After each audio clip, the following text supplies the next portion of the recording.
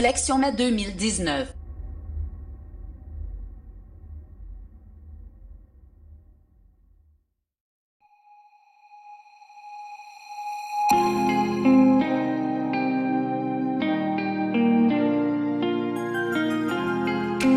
Chers téléspectateurs, bienvenue à l'émission 5 questions. Aujourd'hui, notre invité, c'est Ibrahim Dolmez, à la 41e place du Parti socialiste PS. Donc aujourd'hui, c'est M. Rachid Zegzaoui qui va poser les questions. Suivez. Bonjour, Monsieur Ibrahim Dolmez. Bienvenue chez Bruxelles Corner. Pouvez-vous vous présenter en quelques phrases auprès de nos auditeurs? Ibrahim Dolmez, moi je suis conseiller communal à Schaerbeek depuis 2006. Avant ça, socialiste de longue date, mes études universitaires déjà à l'époque, jeune socialiste. Première campagne en 2006, adhéré à la section socialiste à Schaerbeek en 2003. On a aidé nos amis à l'époque en militant et en faisant des campagnes. Élu directement à ma première participation, très bien élu. Puis en 2012, de nouveau élu, et là récemment de nouveau élu au niveau communal. Je suis kiné ostéopathe de formation, en milieu hospitalier. J'ai mon cabinet médical sur Schaerbeek, toujours dans le social, très proche des gens depuis de nombreuses années. Alors, dans mes fonctions aujourd'hui, je suis également administrateur à la STIB, une fonction où je prends vraiment beaucoup de plaisir. Je m'occupe de mobilité depuis près de 10 ans, et surtout au niveau de tout ce qui est mobilité douce, transport en commun, le développement surtout du métro. Je crois que ça fait partie vraiment des thèmes qui me tiennent à cœur pour le moment. Voilà, en gros. Je suis administrateur également dans tout ce qui est réseau hospitalier IRIS. Donc la problématique des hôpitaux bruxellois, je connais un petit peu, oui. Voilà. Vous vous êtes présenté, je pense, à 2 reprises au régional. C'est ça.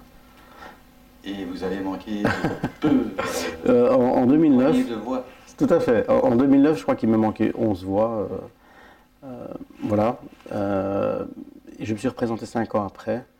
Et je fais partie des 3 ou 4 qui ont subi un petit peu ce bug informatique en 2014, donc dans mon quartier où j'habite, où j'ai soigné la plupart des gens.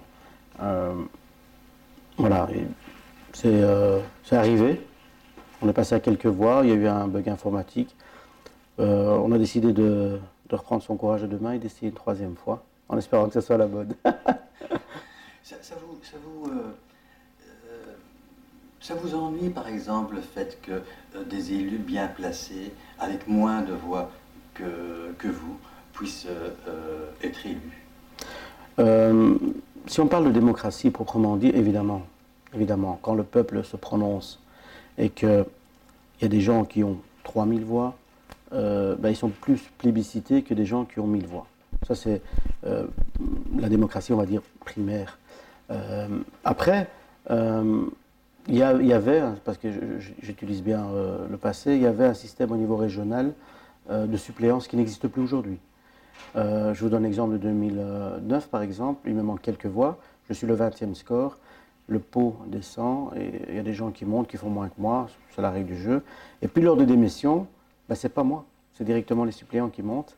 Et donc, j'ai vu tout le monde passer devant moi et des gens qui faisaient beaucoup moins de voix que moi.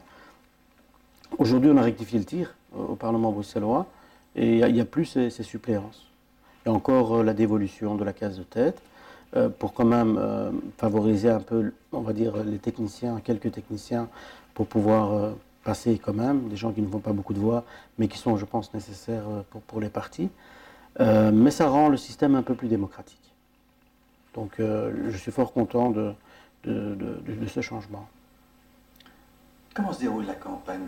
Est-elle différente des campagnes que vous avez menées en 2009 ou en 2014? Écoutez, une campagne régionale est très dure, puisqu'on doit couvrir un espace important, on doit être à la rencontre de centaines et de milliers de personnes, donc c'est éprouvant physiquement quand on veut le faire à fond. Évidemment, la concurrence, si on peut parler de concurrence au mètre carré, est beaucoup plus important, et donc ça rend déjà la campagne beaucoup plus dure. Après, moi je suis quelqu'un qui attache beaucoup d'importance à l'éthique politique, Et là, parfois, j'ai du mal. Et c'est éprouvant parce que en 2009, on a une campagne éthique. En 2014, l'un dans l'autre, ça s'est relativement bien passé. Mais cette année, au fur et à mesure que les semaines sont passées, la campagne est de moins en moins éthique. Là, vous vous en doutez, je fais un peu référence aux différents tracts écolos qui sont passés, qui ont mélangé un peu certaines thématiques qui sont plus liées à la religion, alors qu'on devait peut-être plus parler de socio-économique, d'environnement également, mais principalement de socio-économique, d'emploi, de logement, etc. Et on s'est attelé à une communauté et on a fait du religieux communautaire. Enfin, je ne trouvais pas ça très éthique. Mais n'est-ce pas une réalité? C'est une réalité. Dans certains quartiers, bien sûr. Certains électeurs se préoccupent plus bien sûr. De la fête du sacrifice, de pouvoir manger ça fait partie, bien sûr. halal Mais bien sûr. Je veux dire, au même titre que d'autres problèmes ou d'autres problématiques. Vous savez, quand on fait la politique, quand on est un parti politique, on ne cible pas une communauté. On se présente à la région. Donc, et en fonction des quartiers, la problématique est différente. Moi, je pense qu'il faut aller d'une manière transversale et il faut parler un peu de tout. C'est une réalité, évidemment. Moi, je suis issu de la communauté musulmane. Moi, ça me touche également, là, qu'on puisse préserver l'abattage rituel. Évidemment, c'est important. Et je crois que, il faut le dire, notre ministre-président l'a dit très clairement, on était pour préserver ça. D'ailleurs, en Wallonie et en Flandre, ils ont interdit ça. Ça a été à l'Europe. Je pense très sincèrement que l'Europe, au nom de la liberté du culte, va revenir en arrière par rapport à ces décisions-là. On est très clair. En tout cas, nous, en région bruxelloise, quand Groen et MRNV ont déposé ça, on a repoussé ça. On a dit qu'il fallait attendre un peu le retour de l'Europe par rapport à ça. Mais ça fait partie de nos convictions. Et moi, je suis pour préserver ça. Il y a des gens qui se cachent un petit peu derrière le bien-être animal. Vous savez, le bien-être animal, moi, évidemment, je défends le bien-être animal. Mais je pense qu'il ne faut pas se cacher, il ne faut pas se voiler la face. Si on parle de bien-être animal, il y a des gens qui sont dans des arènes et qui sont très clairs. Et la corrida, il y a des gens qui s'amusent à faire souffrir une bête pendant des heures. Je crois qu'on peut parler de bien-être animal, il faut parler largement du bien-être animal. Alors si on doit se cacher derrière le bien-être animal par rapport au sacrifice, là je crois qu'il faut s'asseoir et discuter avec tout le monde. Regrettez-vous que votre parti en Wallonie ait voté pour l'abattage avec étourdissement au préalable? Oui, tout à fait. En fait, et vous l'avez précisé à l'avance, il y a certains quartiers, la sociologie de certains quartiers, de certaines villes est totalement différente. Par exemple, en Wallonie, quand on prend l'ensemble de la Wallonie, mais pas particulièrement un quartier ou une petite ville, l'ensemble, la très très grosse majorité ne sont pas des gens de confession musulmane. Et donc, ils sont beaucoup moins sensibles à ces conditions. Et quand on remonte ça dans des partis, évidemment, à cette échelle-là, certains mandataires de notre parti à cette échelle, en Wallonie, évidemment, n'ont pas perçu cette sensibilité, je pense. Ce que je vous dis là, mon ministre-président l'a dit également, et mon parti le dit également. Donc, très clairement, je crois que si on doit parler de toutes les sensibilités des gens, et qu'à un moment donné, on doit partir sur une base, les droits de l'homme, la liberté de culte et la pratique de la religion, je crois que ce n'est pas en claquant des doigts qu'on arrive à des solutions. Et surtout pas en se cachant derrière le bien-être animal. Sinon, on devrait penser au bien-être animal dans le gavage, dans la corrida, enfin bon, voilà, d'une manière générale. Moi, je suis pour le dialogue, pour pouvoir discuter avec toutes les communautés, la communauté juive, la communauté musulmane, enfin toutes les communautés. Et c'est important qu'on puisse trouver un consensus. Mais je crois que, comme ça avance pour le moment en Europe, on pourra continuer à pratiquer la religion musulmane et à battre selon le rite musulman et juif. Une autre préoccupation près des populations de confession musulmane, comme tous les partis, dits démocratiques en tout cas, le PS est pointé du doigt parce qu'il participe notamment à discriminer en matière de liberté de culte, notamment les femmes désireuses de travailler dans le public. Est-ce que ça vous dérange également? Est-ce que ça vous convienne qu'on interprète la neutralité dans un sens plutôt que dans un autre? Vous savez, moi je suis très clair en la matière. Donc j'ai longtemps lutté pour toute forme de discrimination. Je suis moi-même administrateur en MRAX Je l'ai été même son vice-président pendant toute une période. Et j'ai lutté contre ces formes de discrimination. Personnellement, Ibrahim Dedmez, en tant que personne, évidemment, moi, le voile, même dans l'administration publique, ça ne me dérange pas. Et d'ailleurs, je pense que même au niveau de mon parti, l'actrice, Grégoire Chapelle, qui est un socialiste que j'apprécie, pour son travail, a autorisé les femmes portant un foulard à travailler dans l'administration. Il y a une jurisprudence aujourd'hui. Après, je crois qu'il faut être très terre à terre aussi. Alors je m'explique très clairement. Aujourd'hui, dans la communauté musulmane, on a des priorités. Et évidemment, le voile, c'est important, mais ce n'est pas la priorité pour le moment. Quand on voit, on a discuté un petit peu en off tout à l'heure, quand on fait des descentes dans les mosquées aujourd'hui, on est en train d'aller en arrière. On a reconnu des mosquées, on est en train de retirer ces droits-là. On rentre dans des mosquées avec des chaussures, en marchant sur des tapis, en notant directement le nom des enfants, en faisant des listings. Moi, ça me fait peur, vous savez. Ça me fait peur. Aujourd'hui, on est dans une situation où on perd les droits pour les cultes. Alors, vouloir en gagner alors que on est en train de perdre, c'est nager un petit peu à contre-courant. Essayons d'abord de préserver ce qu'on a. La liberté d'avoir notre mosquée, qu'elle soit reconnue, l'abattage, etc. Après, il y a une jurisprudence chez Actiris qui existe et on pourra en discuter. Et évidemment, il y a la Constitution belge, on parle de neutralité, on est en Belgique, évidemment, faudra y faire attention, mais la liberté individuelle, comme je vous l'ai dit au départ, moi j'ai longtemps milité en tant qu'administrateur en MRAX pour cette liberté individuelle-là. Donc voilà. Comment expliquez-vous que cette communauté musulmane ne parvient pas à se faire respecter au même titre que les autres communautés? Écoutez, la religion musulmane est reconnue depuis 1974 avec les autres religions. Donc la mise en pratique a été beaucoup plus lente. La reconnaissance des lieux de culte ont été très très lents, en retard par rapport aux autres. Et même en tant que, si on doit vraiment calculer précisément, quand on compte le nombre de pratiquants religieux, on est sous-financé par rapport aux fabriques d'églises et autres et aux autres cultes. Aujourd'hui, on a du retard là-dedans. On a eu des couacs au niveau de l'organisation des différents exécutifs des musulmans. Il y a eu vraiment un problème d'organisation au niveau de la communauté. Aujourd'hui, l'encadrement se fait, je pense, d'une meilleure façon. Et je pense que dorénavant, quand ce cadre sera établi, on pourra plus évoluer dans le bon sens et rattraper un peu le retard par rapport aux autres communautés. Au-delà de ces problèmes spécifiques à cette communauté, quels sont les points du programme PS pour la région qui vous tiennent à cœur? Ben écoutez, moi personnellement, je vous ai parlé de mon secteur de prédilection, la santé. Si j'ai la chance de passer au Parlement, moi c'est la commission santé qui me ferait plaisir. Je pense que c'est là où je peux être le plus efficace. Et puis dans tout ce qui est infrastructure, donc en parlant de mobilité, de par mon expérience d'une dizaine d'années à la STIB, je pense que c'est là où je peux être le plus productif. Et c'est là où j'ai pas mal d'idées pour pouvoir améliorer le quotidien des Bruxellois. Ça, c'est mes matières de prédilection. Après, évidemment, on ne va pas se limiter à ça. En fonction de l'actualité, je pense qu'il y a un gros travail à faire. Ouais.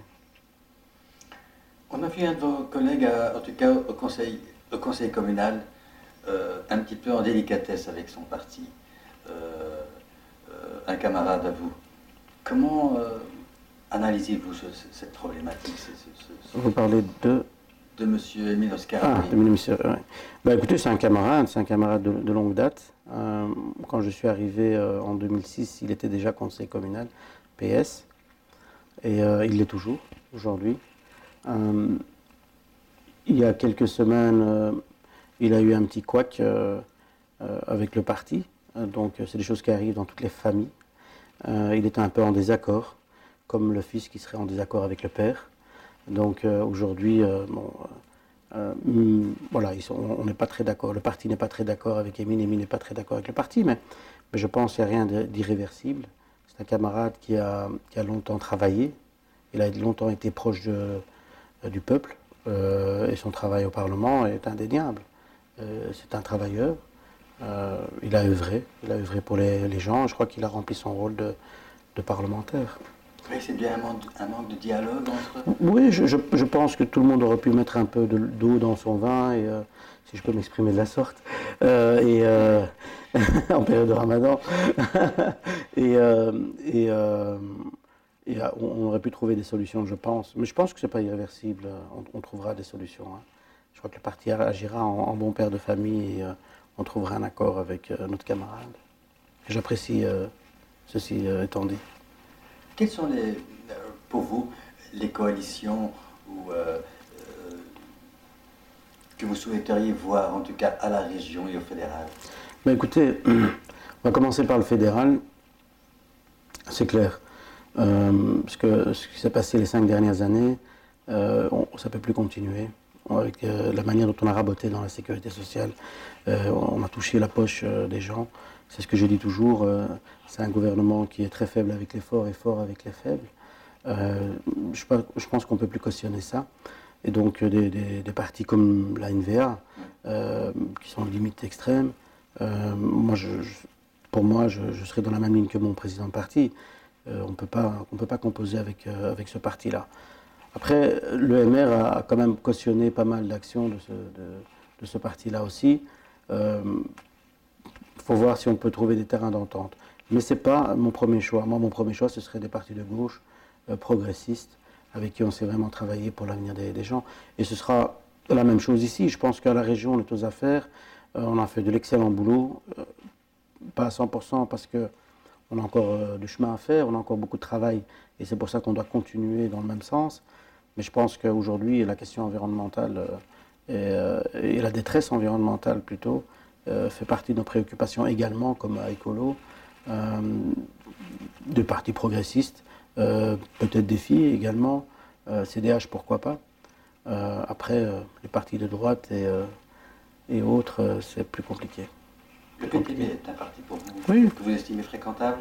Ben écoutez, le PTB, oui, il y a des idées fréquentables, c'est un parti de gauche, tout à fait. Moi, je n'ai aucun problème. Vous savez, on sort de certaines élections, ils ont fait des sièges hein, dans tous les conseils, enfin beaucoup de conseils communaux sont présentés, beaucoup de sièges, et on leur a proposé de rentrer et de gouverner. Ils ont refusé. Ils ont refusé ici à Molenbeek, ils ont refusé à Charleroi, ils ont refusé à plein d'endroits. Donc la critique est facile, mais il faut à un moment donné prendre ses responsabilités. Moi, c'est ça que j'attends du PTB, qu'ils prennent leurs responsabilités. Parce que, je vous le dis, aller au perchoir et à monsieur, que je tairai le nom, le fait très bien au fédéral, à critiquer à tout bout de champ, c'est très bien, il faut le faire, quand c'est pas bon, il faut le dire. Mais après, il faut proposer des solutions. Il faut accepter d'aller aux affaires pour se battre pour les gens. C'est ce que j'attends du PTB. S'ils sont prêts à le faire, pourquoi pas. Les deux partis, PTB et Écolo, quel est celui qui vous cause le plus de tort? Je parle électoralement parlant.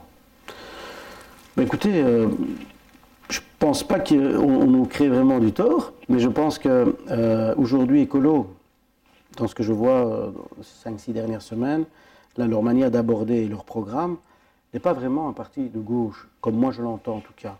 Ils vont plutôt aller grappiller du côté de Défi et du MR. Je pense qu'ils ne vont pas vraiment toucher, ou que très peu, notre électorat de base. Après, le PTB, oui, ça peut éventuellement rentrer un peu dans une certaine concurrence, entre guillemets. Mais je crois qu'ils sont encore très loin du Parti socialiste, qui est quand même un parti très fort, qui a permis tous ces acquis sociaux. Je crois que les gens ne l'oublient pas. Et on nous le rappelle à tous les marchés, à tous les brocantes. Quand on va vers les gens n'oublient pas tout ce qu'on a fait. On a fait progresser pour leur avenir, hein, pour leur quotidien aussi. Donc, selon vous, si à la veille des élections, le 26 mai, le PS n'est pas le premier parti bruxellois, ce sera la faute à qui? Je veux dire... À nous d'abord. À nous d'abord. Ce sera le PTB qui aurait... grappiller les voix de... Mais je pense qu'il ne faut pas être exclusif. Ça pourrait être un peu le PTB, un peu les uns, un peu les autres. Comme si on fait un beau score, eux diront la même chose de nous. Ce sera un peu le PS, un peu... Voilà. Donc c'est vraiment des vases communicantes. Il faut voir l'ensemble de Bruxelles comme une poche électorale. Et puis après, selon les affinités de chacun, les gens vont aller plus d'un côté ou de l'autre en fonction du programme et les affinités qu'ils ont par rapport à certains partis. Merci Ibrahim Donmez. Je vous propose de vous adresser directement maintenant à vos électeurs, de manière à les inviter à faire le choix qui s'impose le 26 mai. Alors pour le 26 mai, c'est une date cruciale pour nous, une triple élection. On va voter la région, le fédéral, l'Europe. Et pour une Europe, une Belgique plus unie, pour une région plus solidaire, je pense qu'il faudra voter socialiste, de toute façon, pour récupérer un peu ce que le gouvernement fédéral a fait les 5 dernières années. Pour continuer le travail à la région, il faudra voter socialiste. Et moi, je vous propose de voter socialiste à l'Europe, avec Paul Magnette, notre tête de liste, de voter également socialiste au fédéral, avec Émir Kir, et de voter certainement à la région Rue du Vervoort en numéro 1, et Ibrahim Denmes en numéro 41. Alors, j'attends votre soutien en masse. Et je voudrais également terminer par remercier Bruxelles Corner, qui a fait un travail titanesque pendant cette période électorale. Merci encore à eux. Chers téléspectateurs, merci d'avoir suivi notre émission et nous espérons que les réponses vous ont satisfaites. On vous donne rendez-vous avec un autre candidat bientôt. Bonne soirée. Bonne soirée.